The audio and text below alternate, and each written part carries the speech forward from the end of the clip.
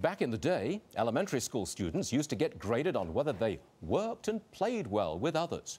It turns out that's at the top of the list of what you need to do to succeed in today's workforce as well. So says our guest, Dave Logan, co-author of The Tribal Leadership. He joins us now from Los Angeles to explain this one. What are we supposed to do? Be nice, get along well with everybody, play nicely together? Well, thank you, Stuart. Yeah, well, in part that's true. What we actually wrote the book about is, why is it that you go into some companies and leaders seem to do everything wrong, and yet that company does well? And you go into other companies and leaders seem to do everything right, and yet nothing good happens.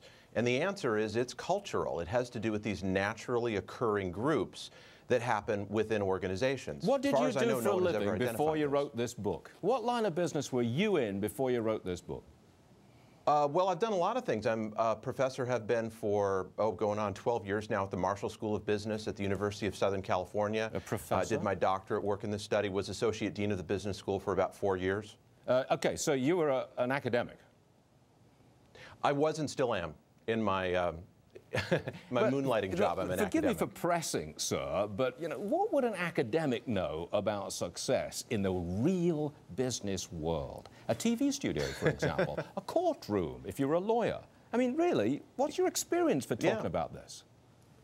Well, first of all, Stuart, I appreciate the honesty when I teach my classes, and they're classes for working adults. It's the executive MBA program at USC. What I encourage all of them to do is to play what I call, and I'll use the nice version since we're on television, but the BS card, and you've essentially played the BS card. So what I wrote about in the book is not my own ideas. It doesn't come out of some big academic study that was done with surveys. It was spending about 11 years going into companies, noticing what these people we came to term tribal leaders did that no one had identified.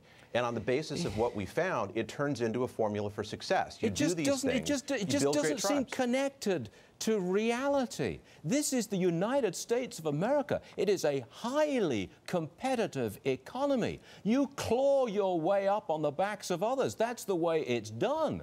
Didn't you know that? That's the way it has been done, Stuart. Yeah, that's not the way it is done in the best companies. This is the most successful environment, the most successful society economically of the past 2 generations. Stuart, that is absolutely true. Look, let's go back in time. In Henry Ford's day, you wanted people who were as replaceable as the chair that I'm sitting on. And that worked for a while. And after World War II, people wanted to, as you say, scratch their way to the top. That worked for a few decades. Then the baby boomers came along and said they didn't want to play by those rules. They wanted teams and organizations. What we have now is another generation, Gen X, and behind them the millennials, who don't want to play by those rules, and they're not playing by those rules. And if you want to see the dark side of scratching your way to the top, I got 2 words for you: Elliot Spitzer. Oh, good. Well, now I approve of that. Look, we're out of time, I'm sorry to say, but you know where I'm coming from. It just seems you're putting out just a nice, touchy-feely, politically correct sort of point of view. And I've never seen that in America. I've never seen it work. I'll give you the last 10 Stuart, seconds. with all due respect, you couldn't be more wrong, but I appreciate your point of view. That was good. Okay, Mr. Logan, it was a pleasure. Please come back when we've got more time. Thanks for being with us. Appreciate it. Thank you, Stuart.